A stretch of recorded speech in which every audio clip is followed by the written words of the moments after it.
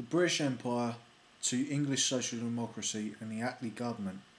Clement Atlee was widely regarded as the greatest post-war Prime Minister, and in 2004 was voted the greatest Prime Minister of Great Britain and Northern Ireland and the Empire of, by a Maury poll of 139 academics. Now, to read more widely on Clement Atlee is unfortunately is widely forgotten under the great mystique and myths of the Churchill era of World War II, which at that time Clement Atlee was the Deputy Prime Minister. I shall read from Wikipedia for speed. Clement Richard Atlee, first Earl Atlee, was born in the 3rd of January 1883 and lived until the 8th of October 1967. He was a British Labour politician who served as Prime Minister of the United Kingdom and the Empire from 1945 to 1951 and was a leader of the Labour Party from 1935 to 1955. He was also the first person to hold the office of Deputy Prime Minister under Winston Churchill in the wartime coalition government, before leading the Labour Party to a landslide electoral victory over Winston Churchill's Conservative Party in 1945. He was the first Labour Prime Minister to serve a full parliamentary term and the first to command a Labour majority in Parliament. The government he led put in place the post-war settlement based upon the assumption of full employment would be maintained by Keynesian policies, that's John Maynard Keynes economic policies, and that a greatly enlarged system of social services will be created, aspirations that have been outlined in the wartime Beveridge report. Within this context, his government undertook the nationalisation of major industries and public utilities, as well as the creation of a national health service. After initial conservative opposition of Keynesian fiscal policy, this settlement was broadly accepted by all parties until Margaret Thatcher became Prime Minister in 1979 and neoliberalism became mainstream. Attlee's government was also presided over decolonisation of large parts of the British Empire when India, Pakistan, Burma, Ceylon and Jordan obtained their independence.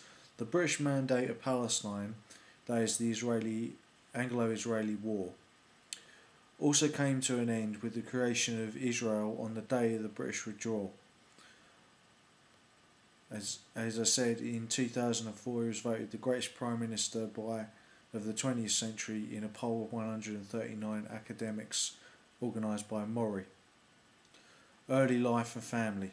Atlee was born in Putney, London, the seventh of 8 children. His father was Henry Atlee, 1841 to 1908, a solicitor, and his mother was Evelyn Bravely Watson, 1847 to 1920. Education. Atlee was educated at Northall School for Boys, a preparatory school near Puckley in Kent, and then Haileybury College and then University College Oxford, where he graduated with a second-class honours BA in modern history in 1904. Atlee then trained as a lawyer and was called to the bar in 1906. Life and career. From 1906 to 1909, Atlee worked as a manager of the Haileybury House, a charitable club for working-class boys at Limehouse in the East End of London, run by his old school. Prior to this, his political views had been conservative. However, he was shocked by the poverty and deprivation he saw while working with slum children. He came to the view that private charity would never be sufficient to alleviate poverty, and only massive action and income redistribution by the state would have any serious effect. This is borne out by later economic theory. This caused him to convert to socialism. He joined the Independent Labour Party in 1908 and became active in London local politics. In 1909 he worked briefly as the secretary for Beatrix Webb, and from 1909 to 1910 he worked as secretary for Toynbee Hall. Toynbee is a famous academic family in Britain.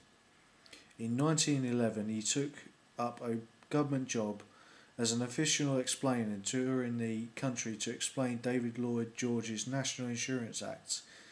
He spent the summer of that year touring Essex and Somerset on a bicycle explaining the Act at public meetings. Atlee became a lecturer of London School of Economics in 1912, but promptly applied for a commission in 1914 for World War One. Military service during World War One. During World War One, Atlee was given the rank of captain and served with the South Lancashire Regiment in the Gallipoli campaign in Turkey.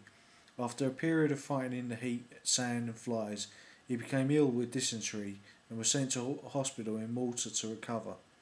This may have saved his life, as while he was in the hospital he missed the Battle of Surrey Bar, in which many of his comrades were killed. Atlee had gained a reputation among his superiors as a competent leader.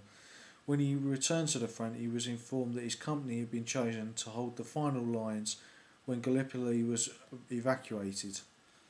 He was the last but one man to be evacuated from Suvla Bay, the last man being General F.S. Maud. The Gallipoli campaign had been masterminded by Winston Churchill. Atlee believed that it was a bold strategy which could have been successful had it been better implemented. This gave him an admiration for Churchill as a military strategist, which improved their working relationship in later years. He later served in the Mesopotamia campaign in Iraq, where he was badly wounded at the Battle of El Halanah after being hit in the leg by shrapnel from an exploding shell while taking enemy trenches. He was sent back to England to recover and spent most of 1917 training soldiers. He was sent to France in June 1918 to serve on the Western Front in the last months of the war, whilst the British armies were crushing the Germans. In 1917 he had been promoted to the rank of Major and continued to be known as Major Atlee for much of the interwar period. His decision to fight in the war caused a rift between him and his older brother Tom Atlee, who was a pacifist and a conscientious objector, who spent much of the war in prison. That's World War One. After the war, World War One, he returned to the teaching at the School of London Economics until 1923. Marriage and children. Atlee met Violet Miller on a trip to Italy in 1921. Within a few weeks of their return, they became engaged and they were married at Christchurch, Hampstead, on the 10th of January 1922. It would come to be a devoted marriage until her death in 1964. They had 4 children: Janet, Felicity Ann, Martin Richard, and Alison Elizabeth Atlee.